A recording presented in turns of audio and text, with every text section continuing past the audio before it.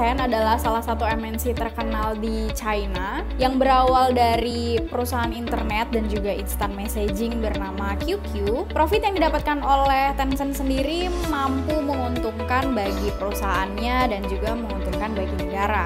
Tidak hanya di internet dan instant messaging, tetapi Tencent juga merambah ke jasa musik, lalu pembayaran, dan yang paling terkenal adalah menjadi vendor permainan terkenal yaitu PUBG. Para pengusaha swasta berusaha untuk memegang jabatan penting di pemerintahan karena mereka ingin untuk memanfaatkan kesempatan yang sudah dibuat oleh China agar bisnis mereka menjadi lebih besar dan mampu bersaing di pasar global. Hubungan antara MNC dan negara maupun pemerintahannya memiliki implikasi penting bagi politik global. Dalam banyak hal, Tencent sebagai MNC terlibat dalam membentuk strategi pemerintah dan mempengaruhi kedaulatan negara bagian di mana pemasok ini berada, serta di mana mereka bermarkas, dan juga mereka dapat memberikan manfaat lapangan kerja dan pertumbuhan ekonomi di negara bagian ini, atau bahkan mereka dapat menghapusnya. Dalam konsep jalur pengaruh MNC ke negara atau yang dapat kita sebut juga dengan konsep pathways, sangat jelas bahwa MNC mengandalkan negara asal mereka agar kepentingan mereka terwakili dalam konteks internasional, dan MNC juga melihat bahwa mereka harus aktif di tingkat internasional dan mengambil peran yang relatif independen. Konsep jalur pengaruh MNC ke negara dapat dilihat dari bagaimana Tencent sebagai MNC memberikan dampak yang besar bagi perekonomian Cina. Berikut adalah beberapa keuntungan Tencent yang dikontribusikan ke dalam perekonomian Cina. Yang pertama, meningkatkan jumlah Foreign Direct Investment atau FDI dan GDP di Cina.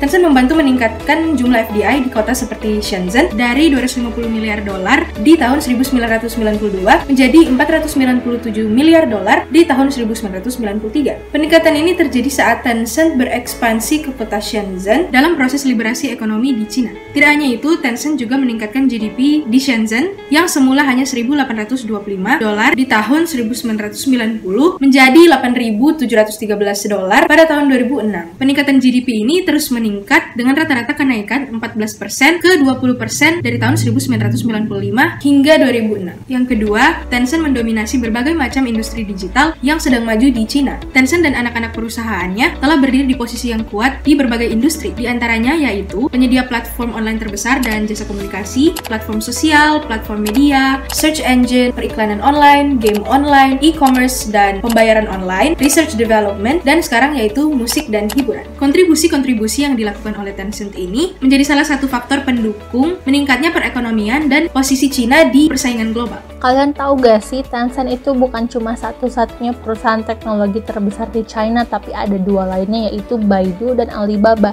Ketiga perusahaan ini disebut sebagai BAT dan memiliki power politik dan ekonomi yang sangat kuat di pemerintahan.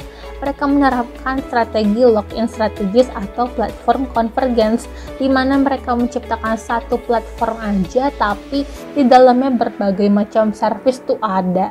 Dan strategi ini tuh sangat dipercaya oleh CEO Tencent bahwa ini adalah instrumen penting untuk restrukturisasi ekonomi. Selain itu, pemerintah China juga menerapkan inisiatif Belt and Road, di mana poin kedua, mereka memfokuskan pada pembangunan digital. Mereka sangat bersinergi, bukan, antara pemerintahan dan MNC?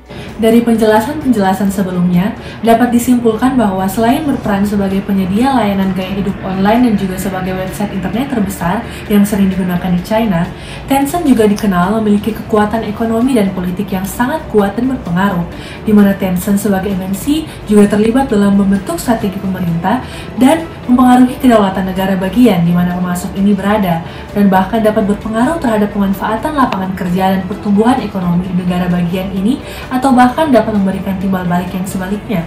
Maka dari itu, mempengaruhi pemerintah sangatlah penting bagi MNC ketika aktif di pasar nasional. Akan tetapi, hubungan yang kuat juga tidak kalah penting, terutama dalam hal menindaklanjuti aturan yang diadopsi di tingkat global, atau ketika pemerintah merumuskan posisi untuk dituntut di forum internasional. Oleh karena itu, jalur pengaruh antara MNC dan negara tidak hanya terbatas pada konteks nasional dan kelembagaan nasional, karena MNC juga merupakan aktor penting dalam politik global yang dapat memberikan pengaruh signifikan terhadap kebijakan dan kekuasaan yang dimiliki oleh suatu negara.